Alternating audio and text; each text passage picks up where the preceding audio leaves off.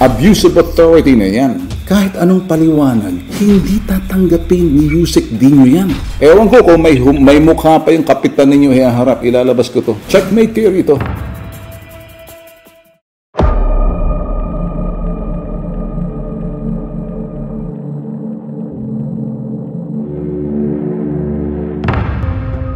Ronald, nakaabot yung sumbong mo sa akin. Ayon sa impormasyon na ibinigay mo sa akin, kalalaya mo lang at ikay pinakulong ng barangay sa kasong unjust vexation, libel, disrespectful to the authority. Kwento mo sa akin ng totoo. May share po ako na galing sa YouTube na yung lalaki po parang pinatay po yung kapitan nila sa Laguna dahil po sa ayuda, na hindi pagbigay ng ayuda. Share ko lang po yun. Ano ang naging problema kung bakit shinare mo yun? Pero yung meaning po nun, para po para kuya, punta ka po dito sa amin para ikaw yung mabugbog, ikaw yung mapatay. Ganun po siya. Sino naman tong kagawad na to na nag-anyaya sa inyo? Si Brian Castillo po. So sa makatuwid, nagpatawag sila, o kumbaga, inimbitahan ka, inanyayahan ka. Opo, sir. Hindi ka tumanggi, sumama ka. Tumanggi po ako nung pangatlong balik po nung kasama na po si Kagawad. Ang sabi nila, ikay inaanyayahan nitong si Kagawad. Tama? Opo. Tinanong ko na bakit po ako sasama dahil daw po dun sa ginawa ko. Tapos sabi ko po hindi po ako sasama. Nasaan ka? Nasa loob po ng gate sila. Usap po silang pumasok. Tinasan po ako ng boses ni Kagawad.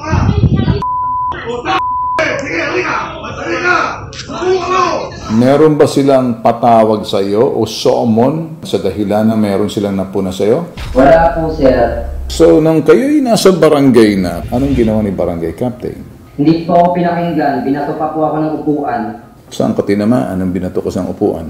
Dito, sinalat po yung upuan. Yung isang tanod po. So ano nangyari pagkatapos noon? Bakit ka na-aresto? Ba't ka na-inquest? Ba't ka dinala sa presinto? Anong nangyari sa'yo? Sabi po ni Kapitan dun sa mga tanod niya na idiretso na natin yan dun. Dinala po ako sa police station sa isang kabilang barangay po para tuluyan daw po ako. So pagdating sa polis, anong ginawa ng mga magagaling na polis dyan sa istasyon na dinala ka? Anong sinabi? Ginawa na po agad ako ng report. Tapos ginawa ko yung statement ni Kapitan tsaka ni Kagawad. Tapos tinuluyan na po ako. Binasahan ka ba ng Miranda rights? May karapatan kang manahimik. May karapatan kang kumuha ng abogado. Kung wala kang abogado, bibigyan ka namin ng abogado. Ginawa ba ng polis yun? Hindi po. So, diniretso ka lang sa kulungan? Opo, diniretso po ako doon. Ilang araw ka nakulong? 5 araw po. Ang naging problema kung nakikita ko rito, Ronald, kaya ako nagka-interest, may panlalabis dito. Hindi ka citizen's arrest na meron kang ginawang kasamaan, may binugbog ka, may ginahasa ka, nag-snatch ka, meron kang krimen na ginawa ng na-witness ng biktima mo, nakita ng kapitan, nakita ng tanod. Ang tawag doon, citizen's arrest. Pagkatapos, ibibigay ka sa pulis. Hindi nangyari yun eh. Walang citizen's arrest. Walang krimen na nakita, na nasaksihan nila sa mga panahong yun. Ang nangyari, hindi ka citizen's arrest. Inimbitahan ka. Hindi ka inaresto. Ika'y kinakasuhan nila ng cyber libel, unjust vexation. Dito nakikita ko panlalabis. Kaya makinig ka, tatawagan namin sa kapitan. Diyan ka lang. Okay? Good afternoon. Pwede po makausap si Kagawad Brian Castillo, sir? Yes, speaking po, sir. Kaya po ako tumawag sa inyo, sir. Ang gusto ko lang po sanang liwanagin, sir, kung nga ba'y siya'y inaresto o inanyayahan. Bali, yung una pong pinasundo siya, wala po yata siya. Wala. Okay.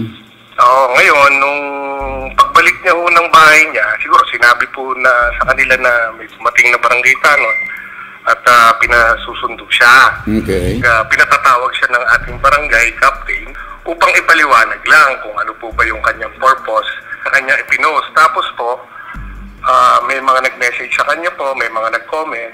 Parang tatrat niya yung barangay na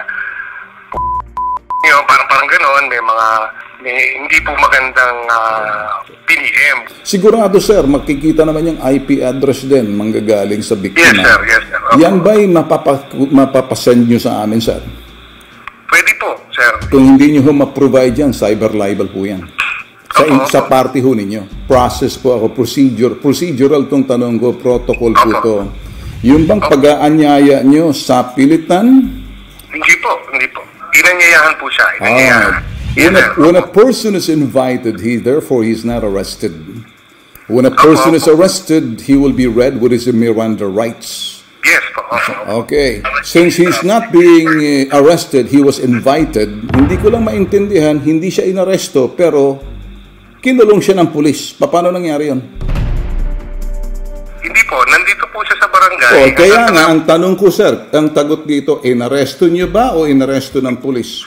Hindi po inaresto. Therefore, kung hindi niyo inaresto, inimbitahan siya, sumama siya, paano nangyari? Siya ay na-inquest. Ang isang taong na-inquest, inaresto yan. There must be an arresting officer, which is the cop. If not, yung barangay, kung merong citizen's arrest, because during that crime, during the crime was committed and after crime was committed, hot pursuit, pwede siyang hulihin. Citizen's arrest ang tawag. So, hindi nangyari ang citizen's arrest. Tinawag niyo yung pulis, dinala niyo siya sa pulis, it's already arresting. Roland, paliwanag mo sa akin, ikaw ba'y inaresto o ikaw ay inanyayahan? Inanyayahan ko muna ako bago ako inaresto. So, nung dumating ka sa barangay, ikaw ba'y pinagpaliwanag kung bakit ano yung post mo roon? Hindi pa ako binigyan ng karapatan para magpaliwanag. Kasi bugbugin ko ng kapitan binato pa po ako ng upuan. Tinamaan ka ba ng upuan? Hindi po, kasi po marang po yung isang tanod. Kilala mo kung sino nag-awat na tanod? Kilala ko lang po sa mukha, pero hindi ko pa alam yung pangalan. Okay, sa mukha. Okay. Nagpaliwanag ka ba kung ano yung motibo mo at anong intention mo na kung bakit mo pinost sa social media? Nagpapaliwanag po ako kay Gab. Tapos, nagsasalita pa lang po ako, pinagmumura niya na po ako, ayaw niya po ako pagsalitain. Alright. Kasi po yung sekretary niya, pinagmumura din po ako. Epekto lang ng problema pagmumura mo sa kanila sa personal message dahil pumunta sila sa bahay mo nang wala ka, pumasok sila sa loob ng pamamahay mo. Tama? Kasi po, buntis po yung asawa ko, tapos may mga bata pa po dito sa amin, yung mga anak ko. Tapos pinasok po nila ng gano'n, nervous po yung asawa ko. Ibig mong sabihin, pumasok sila sa loob ng pamamahay mo na walang paalam? Wala po. Sa loob mismo ng pamamahay mo? Opo, may mga nakakita po. Sir, yung mga tanod na po namin umaresto. Well, teka muna, sabi mo kanina, imbitasyon, tapos ngayon, Yung una arresto. po, inimbitahan siya, sir. Well, sandali. I'm still, kay una, pangalawa, pangatlo. Wala sa inyong citizen's arrest kasi hindi nyo nakita committing a crime Meron po, sir, yung pang-ano niya sa Facebook po, sa even if it's a crime, that has to be filed directly sa fiscal. You are in no rights to arrest the person na hindi nyo nakitang gumawa ng krimen. Kahit anong paliwanag, hindi tatanggapin ni Yusek Dino yan because you did not arrest the person. Dito, bossing, malawak tong cyber libel. Patutunayan mo sa hukuman yan, hindi mo pwedeng aarestuhin. Pwede mong sampahan ng kaso sa piskal at ang piskal niya gagawa yung kaso sa prosecution. Pagkatapos, ipapatawag siya, maghihiring yan. Kung mapapatunayan, makukulong siya, aarestuhin siya. Hindi yung aarestuhin niyo muna. Nung inaresto niyo ba siya, binigyan niyo siya ng abogado? Hindi po. Illegal na lahat ang ginawa ninyo, Brian. Abuse of authority na yan. Sabit kayo dyan. Kasi ako sa bitag, nakikita ko kagawad, may panlalabis po ang ginagawa ninyo dahil hindi nyo na-aresto. Paano nangyari? Ito naman pulpul at bobong piskal. Hindi naman pala inaresto. Dapat, direct filing lang yan. Ang abogado niya, sasabihin, totoo ba nangyari ito? Ano bang nangyari? Oh, Mr. Policeman, nandoon ka ba nung inaresto to? Sasabihin, wala po kami dyan. Abay, teka muna. Pupunta siya sa piskal. Piskal, wag mo pagpapiansahin, direct filing na lang yan. Kunin mo na lang yung kaso na isasampa ng mga barangay laban dyan, patutunayan na sa korte ang motibo nitong si Roland. Hindi siya pwedeng arestuhin. Napakatanga, stupido yung piskal. Merong panlalabis, may injustisyang ginawa ninyo. Merong abuse of authority, ombudsman na kaso to, sakay ka, pati ikaw. Checkmate kayo rito, Brian.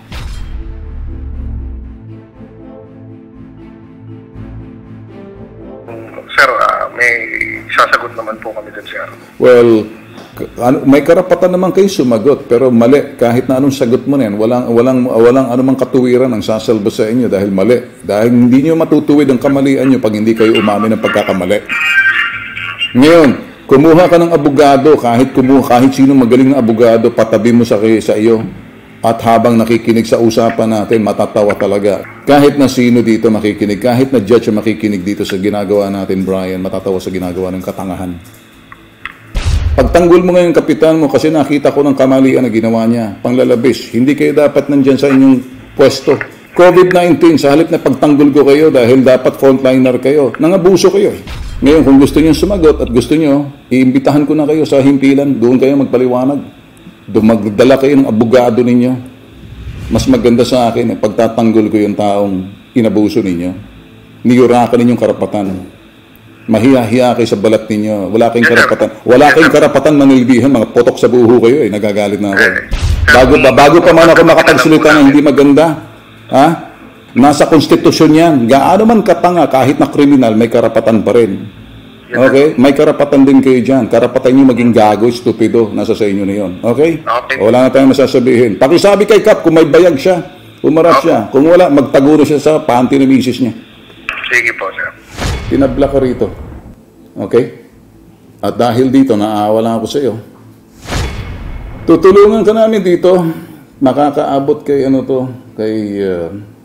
Yusek Dino. Nakikita mo kung gaano katindi yung mga binitiwan kong salita. Hambalusin kayo mga putok sa buho na yan eh. Magsisiga-siga. Naintindihan mo ba ako? Antayin nila matapos yung COVID-19. Okay? Alright? Opo, sir. Salamat po. O walang anuman.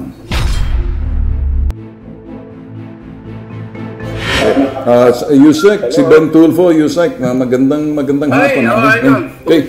Idol, meron na akong ikukonsulta sa inyo. Ito kawawa naman. Malamang hindi po nakaabot sa inyo to. Inimbita niyo sa barangay tapos dinaretsong inaresto pagkatapos walang warrant, walang citizen's arrest, ipinasa sa pulis. Ito naman mga pulis natin. Pinasok sa kulungan, in-inquest, nagpiansa yung tao sa Marikina po to.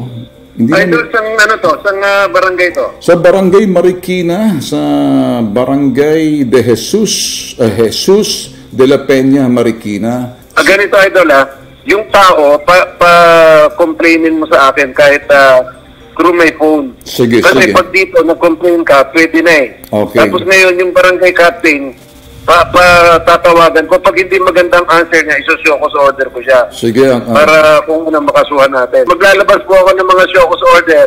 Okay. Doon sa mga kapitan na nagpapaya. Sige, Idol, ganun lang. Para matulungan natin yan. Para sige, matulungan. Sige. Sige. Itimbrihan kita. Okay, sige. Okay? Thank you. Okay. Ipinakita namin ang bangis at bagsik ng public service namin sa gitna ng COVID-19. Hindi kami nagdadagdag ng gulo. Nagbibigay kami ng liwanag. Kami magsisilbing ilaw. Tatamaan kung sino tatamaan. Mali ang piskal dito, naging bobo, naging tanga. Mali ang PAW dito, naging bobo, naging tanga. Mali yung pulis, sangkaterbang tarantado at bobo. Masyadong mainitin ang ulo nitong barangay. Nang abuso ang barangay. At itong chairman na to na sinasabi natin, Ariel Lazaro, makinig ka. Booking ka na. Kung siswertehin ka, kung nandyan ka pa dahil patatawag ka na ni Yusek Dino, magkakaroon ng show cause order, magpapaliwanag ka. Nakahanda kaming tumayo para sa inabuso ninyo, mga putok sa buho kayo. Ito ang bitang sa gitna ng COVID-19. Walang pagbabago. Tuloy kami. Pambansang sumbungan.